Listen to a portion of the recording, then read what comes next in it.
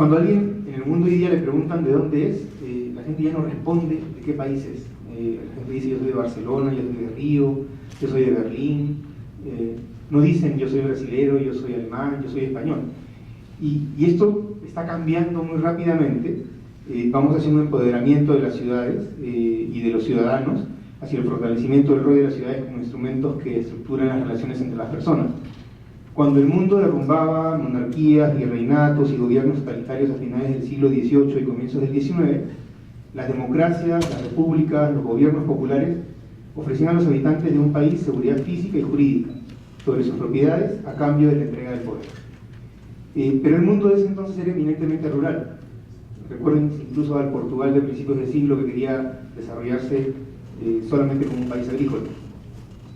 Y las relaciones entre las personas se estructuraban de maneras diferentes entre villas y pequeños pueblos con pocas grandes ciudades. En ese entonces la población urbana no superaba el 20% del total de la población. Hoy en el siglo XXI más del 65%, por lo menos en la región de América Latina, más del 65% de nuestra población es urbana, en el mundo ya es más del 50%. Colombia, Chile, Perú, obviamente no son ajenos a esto, y por eso decidimos enfocarnos en las ciudades desde hace muchos años. Si recuerdan el congreso que se hizo de la TIC en Perú, fue donde parte este movimiento de una mejor ciudad posible en Capeco, y ahora hemos trabajado para discutir nuestras ciudades, para discutir las nuevas posibilidades de desarrollo que tienen nuestros países, ya no a través de Santiago, Bogotá y Lima, sino a través de Medellín, a través de Cali, a través de Concepción, de Valdivia, de Arequipa, de Trujillo, de todas las ciudades que vienen detrás de las ciudades capitales. Es importante que se promueva la estructuración del país económicamente con un sistema de ciudades, como muy bien nos lo ha planteado Colombia, que ya tienen varios años trabajando esto. Hemos tenido la oportunidad de verlo en el Congreso colombiano. De verdad que es envidiable el trabajo que están haciendo con su sistema de ciudades, haciendo desarrollos incluso de smart cities, de ciudades en las que ya no solamente estamos hablando de si tienen agua o desagüe, sino qué nivel de conectividad tienen con internet. Que se deleguen cada vez más competencias y recursos económicos a los alcaldes provinciales, a los gobiernos regionales, a los alcaldes mayores de las ciudades, como bien explicado Iván. En Medellín ha sido posible este desarrollo porque tiene un alcalde mayor que tiene competencias importantes, como también lo tenían en Bogotá. Se han equivocado probablemente algunos alcaldes con algunas soluciones, pero pues la ciudad se va haciendo. Nos enseñaba Jaime Lerner que él decía que no había que tener mucha plata, sino trabajar mucho, dar soluciones de acupuntura urbana. Él contaba que cuando tenía 27 años su primera experiencia como alcalde de Curitiba fue ir a pedirle a la compañía eléctrica que había cambiado los postes antiguos por los nuevos, ir a pedir que le regalen los postes de fierro fundido porque él no tenía dinero pero tenía que remodelar un parque. Entonces lo que hizo fue que la compañía le regalara los postes, la población los pintó y con eso generaron un parque muy bonito, uno de los primeros parques que intervino. También pensamos que es importante darle la entrega de los servicios públicos a gobiernos provinciales a través de alianzas públicos regionales, con muy buenos niveles de fiscalización, pero mientras más centralizados estén nuestros países va a ser más difícil que las ciudades se desarrollen. Es necesario hacer uso intensivo del suelo a través de distintos mecanismos, como los que ha mostrado Guido Valdivia, el excelente ejemplo de uno de los mejores ejemplos de gestión de suelo, que fue el caso de la pólvora, y el que vamos a ver mañana también en el Cuartel Salaverry aquí en Arequipa. Que se fomente y se invierte en espacio público de calidad, y esto cada vez es más reclamado por ciudadanos más informados, por ciudadanos con más conocimiento, con ciudadanos que viajan más. Como promotor inmobiliario me tocó hacer encuestas a clientes aquí en Arequipa y nos quedamos muy sorprendidos del nivel de conocimiento que tienen de soluciones en el resto de América. Probablemente en Arequipa hay una mayor conciencia de ciudad que en una ciudad más grande como Lima. Los arequipeños son más conscientes de su vereda, de su parque, del espacio público en general. Que se fortalezcan los mecanismos de subsidios a la demanda de vivienda. Siempre los déficits económicos, los déficits en cuentas fiscales en los países amenazan la sostenibilidad de los subsidios, pero los subsidios en vivienda tienen cero filtración. En el Perú hay un subsidio muy famoso que es el subsidio del vaso de leche, y debe haber gente que gana $3.000 al mes y que sigue teniendo leche gratis. El subsidio de vivienda tiene cero filtración, cero corrupción. Que se establezcan estrictos controles sobre el territorio nacional. Honestamente no es posible que una ciudad como Arequipa, que hacia principios de los años 90 era la ciudad mejor urbanizada del Perú, tenga hoy día casi el 40% de su territorio invadido. Y lo mismo sucede en casi todas las ciudades del Perú, casi todas las ciudades grandes. Es necesario también que se promueva la construcción formal en el Perú, y creo que en el Perú, en Colombia, en Chile, nosotros venimos, creo, un poquito más atrasados que ustedes, y en eso el esfuerzo que hacen nuestras cámaras es importante.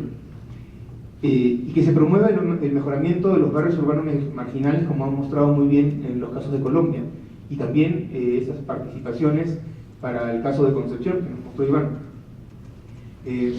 Una región urbanizada requiere de políticas de Estado de largo plazo para promover el desarrollo sostenible como nación. Yo quiero hacer una pregunta a nuestros tres ponentes, una pregunta transversal.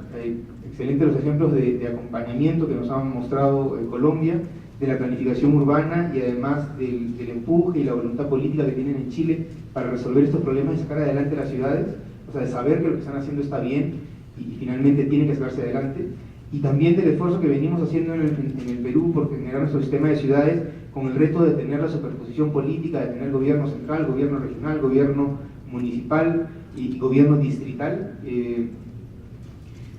¿Cómo es que han hecho y cómo creen que se deben hacer estos ejercicios previos a los planes, a los procesos de planificación en los que se incorporen a las organizaciones locales?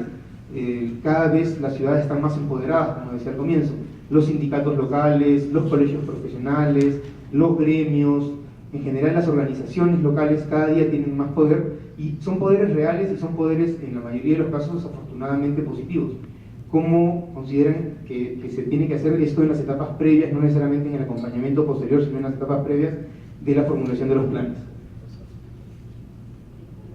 Muchas gracias, Humberto.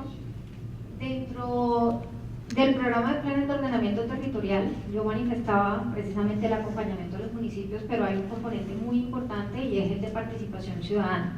Nosotros sabemos que hay que fortalecer ese componente, porque lo que queremos con estos planes de ordenamiento territorial es que respondan a esa visión de ciudad, de los habitantes, de la población, a sus necesidades, que sea esa visión compartida, ¿sí? Si vemos algunos planes de ordenamiento territorial, incluso estos tienen por ley,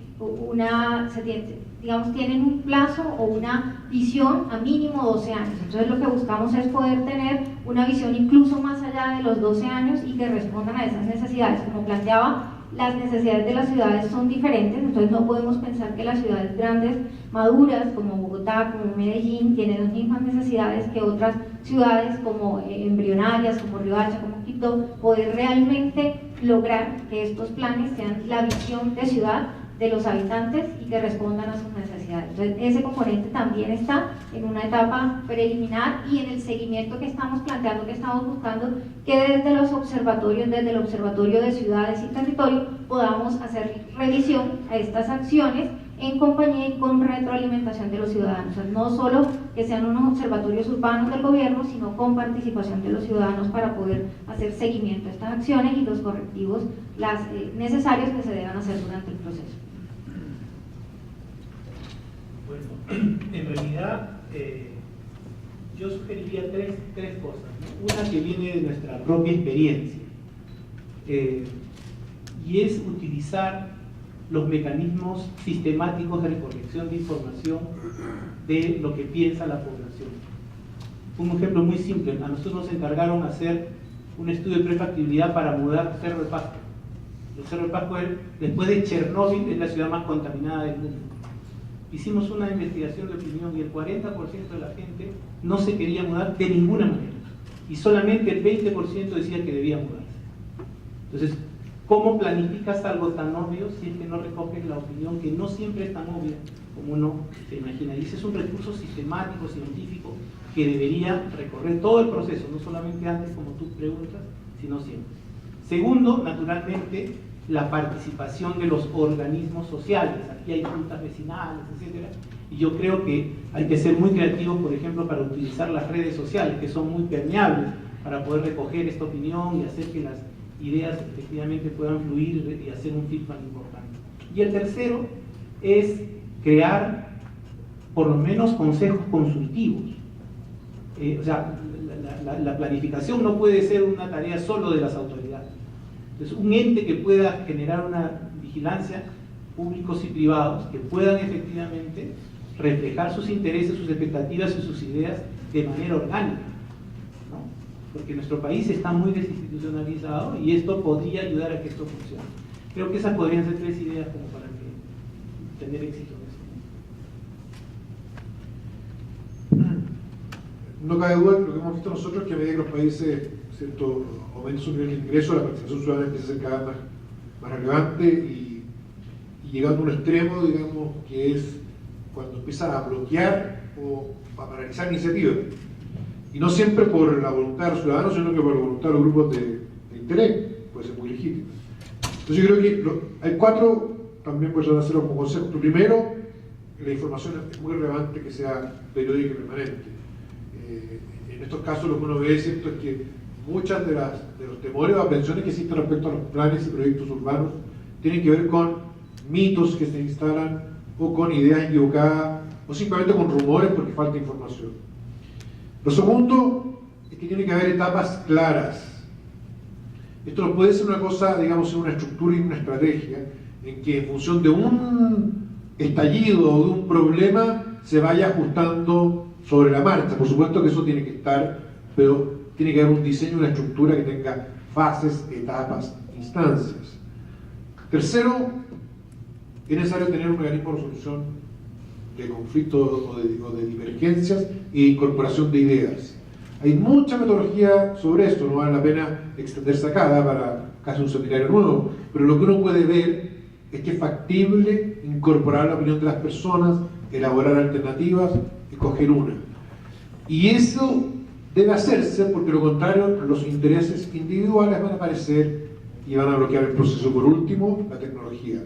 Lo que nosotros hemos hecho en la oficina es aprovechar toda la tecnología de la computación, las imágenes tridimensionales, las animaciones, son muy útiles para evitar lo que decía Guido, que represente un plano de zonificación, un plan regulador, como lo decimos en Chile, la gente no entienda nada, pues una cosa de colores que parece una pintura de Kandinsky, quizás qué cosa. Y la verdad que si tú dices, mire, esto se va a ver así, y sobre el barrio hace una animación tridimensional que muestra cómo va a ser una alternativa, otra y otra, eso ayuda mucho al proceso. Bueno, les agradecemos a los opositores y al moderador por su brillante participación.